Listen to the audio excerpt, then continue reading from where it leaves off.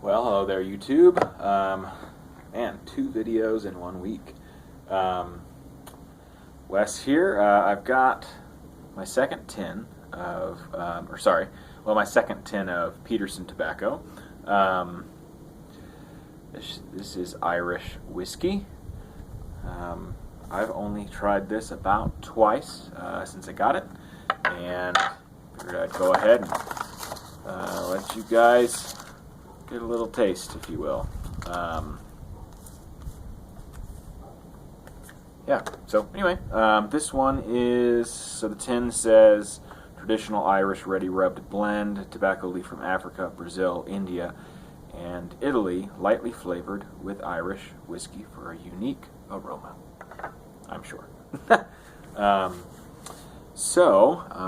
be smoking this in, I think I'll just stick with my usual and go with the Meerschaum, because I am a big fan of this Meerschaum. I really hope this thing doesn't start wearing out, since it is cork. Obviously, I mean, it has a lifespan, as best I could explain it. I mean, it has to. I mean, if it wears and wears and wears, then there's a good chance it will eventually wear out. So anyway, that looks like it's there. This definitely has a more of a sticky feel than other tobaccos. Definitely a lot more sticky. I mean, it's got to be the topping. But in the Irish oak doesn't have. I mean, it's not sticky at all. It just feels like plain old dry tobacco.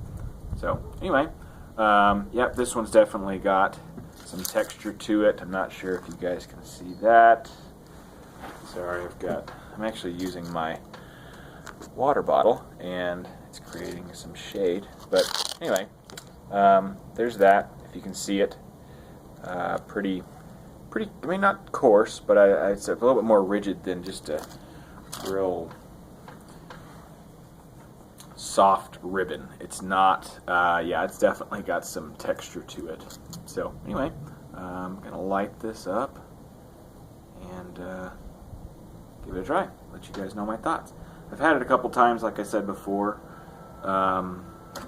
before doing this review. I got it thinking that it would be, I don't know, it'd have some nice aroma to it, but I think I mistakenly thought that it would be more like an aromatic, which I think when you get into the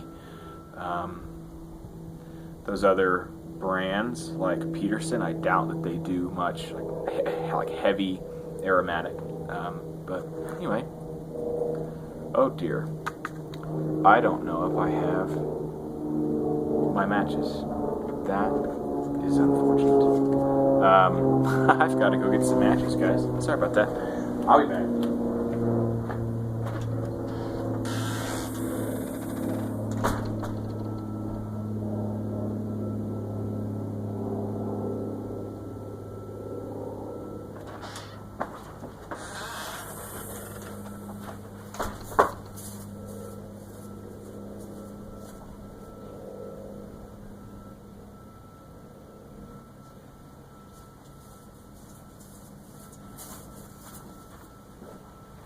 Alright, back in action. Alright, thought they were in my jacket, but then I realized that they were still in my car from yesterday when I came home. So this is Peterson Irish Whiskey. It's supposed to have different tobaccos from all over the world.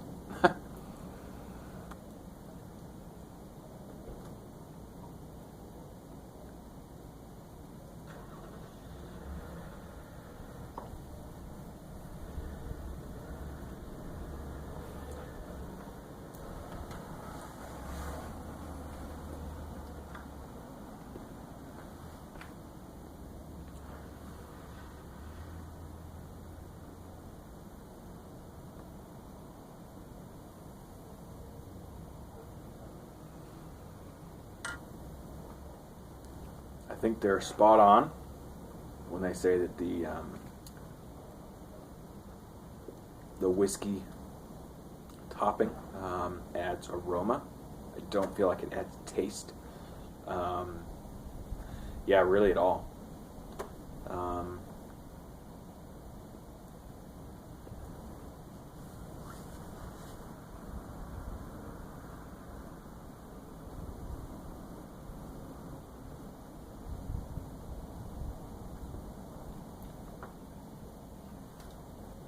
I'm pretty sure a lot of that is Virginia.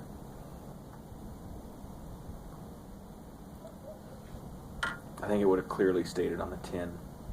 Maybe it was something else.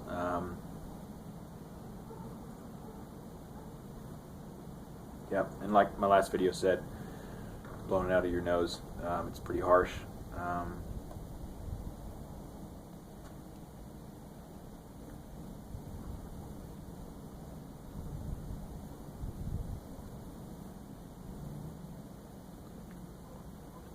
Yeah, I don't know why anyone wouldn't be pleased with this. I think that the taste overall just tastes like a pretty easy smoke. If you're familiar with Virginia blends, I'm guessing probably, I don't even know what to liken this to. I would say the closest thing I would reference this to, aside from this, the different topping, would be probably Three Nuns, but that's just because my list of different tobaccos that I've had is fairly small compared to, I think, a lot of pipe smokers. And granted, I'm just now, in the past few months, getting out of aromatics and into non-aromatics.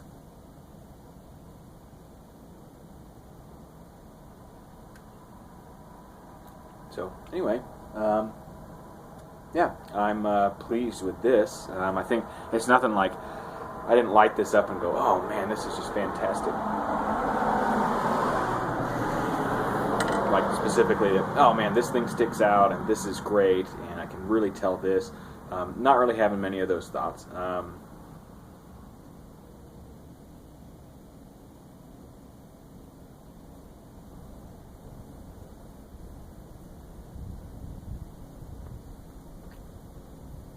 Yeah, just a regular old smoke. I'd probably recommend it if you're big into Virginia and just like straight up Virginia tobacco. This is, I think, exactly that, and it has a little bit of topping on it. Heck, in the comments, if you decide that, hey, I'd like that, heck, I'll send you the tin.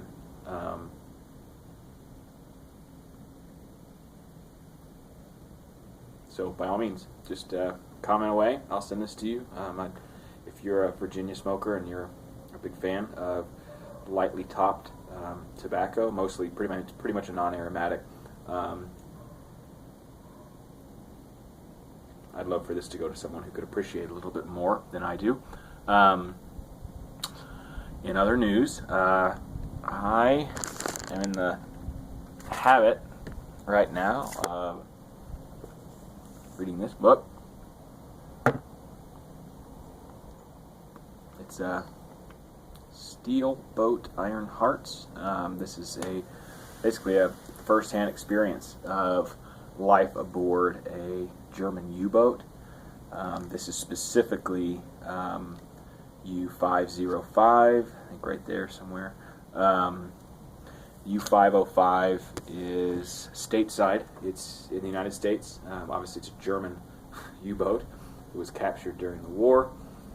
I haven't gotten to that part in the book yet, but I mean, they're still on their different tours. I think they're in the Caribbean right now. But anyway, once we captured that U-boat, we had it on display outside, I think behind the Museum of Science and Industry in Chicago, and I think it was 2009, 2010.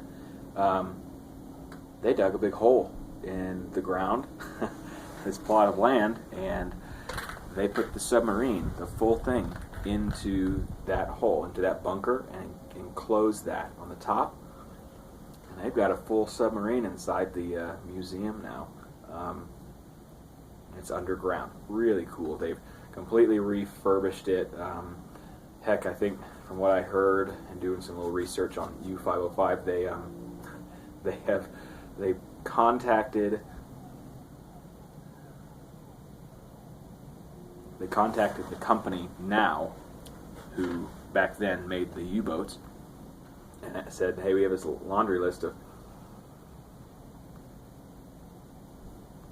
parts that we're missing. Can you help us out? And I think they sent them every single piece that they needed to completely refit the sub with all of its right knobs and handles and fittings. So pretty cool. Anyway, my wife and I were going to go see that. We were going to go to Chicago for a marriage conference, but we ended up with some plans change, and instead of going to the one in Chicago in March, I think we're going to go to one in St. Augustine, I think the week following. So a little bummed, because the whole reason I bought that book, I mean, I love U-boats, I love naval history, so I was a little bummed, but it is what it is. The submarine is in a bunker. It's in a museum in the ground. I don't really think it's going to go anywhere. So anyway,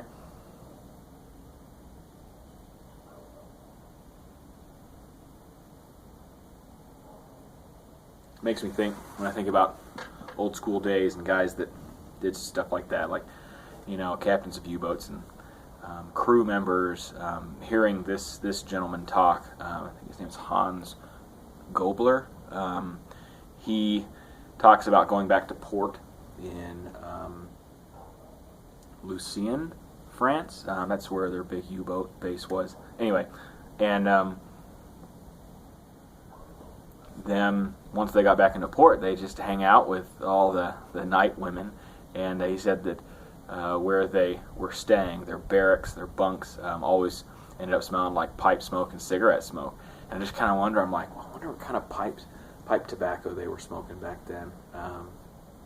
So anyway, yeah, so that's about it. Nothing really crazy today. Just wanted to review.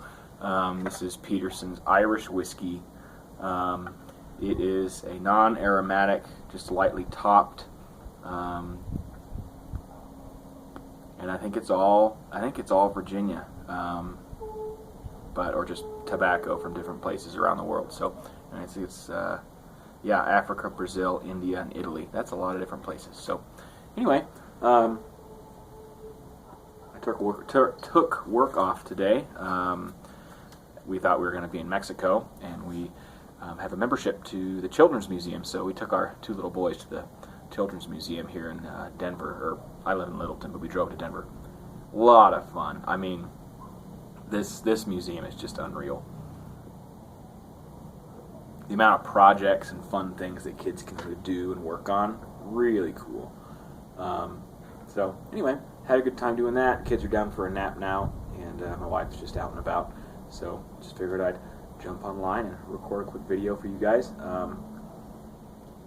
Give a quick review of this. I actually got this in the same shipment that I got the 2 tins of Irish Oak, which I'm very pleased with. And I've also got my eye on a couple dark-fired Kentucky blends. I was extremely pleased with the Solani aged barley, and so I'm kind of wondering if barley may be my go-to, but I don't know. So anyway, yep, still debating whether or not to buy a tin of blending Perique. So anyway, we'll see you guys later. Enjoy your weekend, or the start of your weekend. We'll see you guys later. Cheers.